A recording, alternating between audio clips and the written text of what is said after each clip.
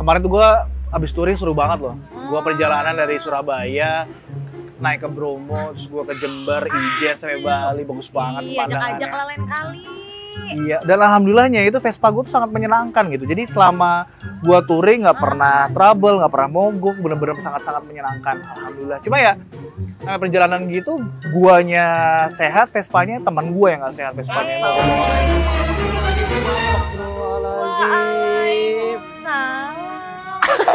Oh bener lu pakai malam-malam pakai kacamata hitam. Kadang bener. Lu kenapa tiba-tiba pakai gamis, Loris? Nah, ini nih netizen warga Konoha.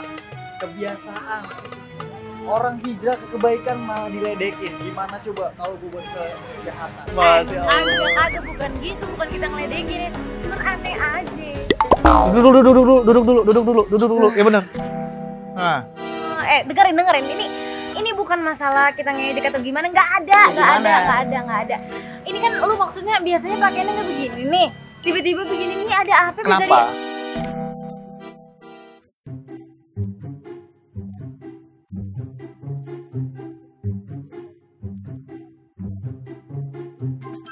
Gini. Jadi gini, gua tahu lo punya keresahan yang gede banget hari ini. Dan gua tahu siapa yang bisa menjawab keresahan lo ini. Jadi ada satu penceramah, namanya adalah Kiai Ali Nurdin. Dia pernah ngebahas tentang hal ini. Mudah-mudahan dia bisa menjawab keresahan lo hari ini. Gue mau denger dong. Kita tonton bareng-bareng. Bismillahirrahmanirrahim. Assalamualaikum warahmatullahi wabarakatuh. Alhamdulillah, assalatu wassalamu ala rasulillah wa ala alihi wa sahbihi wa mawalah. La hawla wa la quwata illa billah, amma ba'd. Bagaimana sikap kita kalau kemudian kita mendapati ada saudara kita yang sudah rajin ibadah, namun kemudian sikapnya ketika menghadapi masalah, mereka putus asa, cenderung mengeluh, dan seterusnya. Tentu tidak ada faktor tunggal kenapa demikian. Tentu tidak ada sebab utamanya kenapa. Dan tentu yang mengetahui hanyalah yang bersangkutan. Namun di antara pelajaran penting yang ingin kita garis bawahi di sini adalah bahwa seringkali seseorang menjalani ibadah itu mereka hanya sebatas ritual saja, tidak kemudian dapat membangun menjadi sebuah kepribadian yang baik. Nah, jadi gitu, Riz.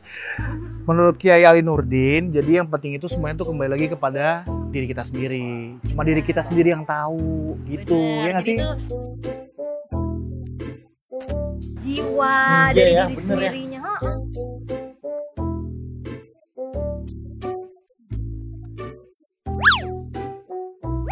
Iya, lagian juga ya, lo datang ke kafe lagi nongkrong begini pakai OOTD kayak gini, pakai gamis. Tapi sebenarnya nggak salah, lo boleh pakai gamis kayak gini asal tempatnya itu tepat. Bener, yang penting kan kalau tempat-tempat kecil kayak gini kan yang penting tutup auratnya udah best. Gimana kalau kita lanjutin lagi dengerin ceramah dari Kiai Ali Nurdin? Boleh. Oke, Kiai Ali Nurdin, Faris masih kebingungan nih, tolong lanjutin dong. Gimana sih? Disinilah menjadi bukti bahwa kita harus berikhtiar, berusaha sungguh-sungguh untuk mengaitkan bahwa setiap ibadah kita juga harus diikuti dengan sikap batin yang sungguh-sungguh. Sehingga diikuti dengan kesiapan untuk menghadapi masalah apapun yang menimpanya. Dalam hal inilah Allah Subhanahu wa taala berfirman, "Alladzina idza asabatkum musibah qalu inna lillahi wa inna ilaihi raji'un." Orang-orang yang ketika mendapatkan satu bentuk musibah, kemalangan hidup, kesulitan, seharusnya dia kemudian berserah diri mengembalikan urusannya semuanya hanya kepada Allah Subhanahu wa taala. Kenapa? Karena hakikatnya semuanya adalah milik Allah dan pada akhirnya akan kembali kepada Allah Subhanahu wa taala. Inilah yang disebut dengan kesabaran. Berikan kabar gembira atas orang-orang yang sabar. Wabasyiris sabirin. Dengan kesabaran itulah maka seyogianya orang-orang yang ketika mendapat musibah dan kemudian dibuktikan dia kembali kepada Allah dengan ibadah yang baik, maka insya Allah kemalangan, kesulitan, musibah yang menimpanya justru akan mengangkat derajatnya.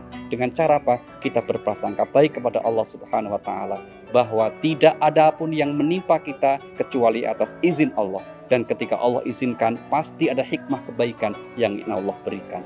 Tetaplah berprasangka baik kepada Allah, maka insya Allah itu akan membawa kebaikan. Tidak hanya di dunia dengan ketenangan batin dan kebahagiaan, tapi juga kelak di akhirat.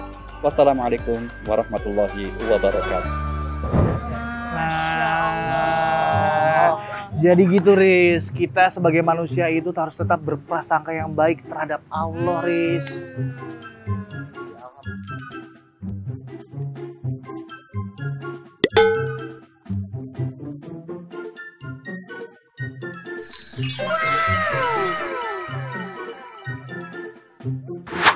Tiba-tiba bijak loh. Dua. Ya, gue pikir dari dia sendiri tiba-tiba bijak. Kampret dah.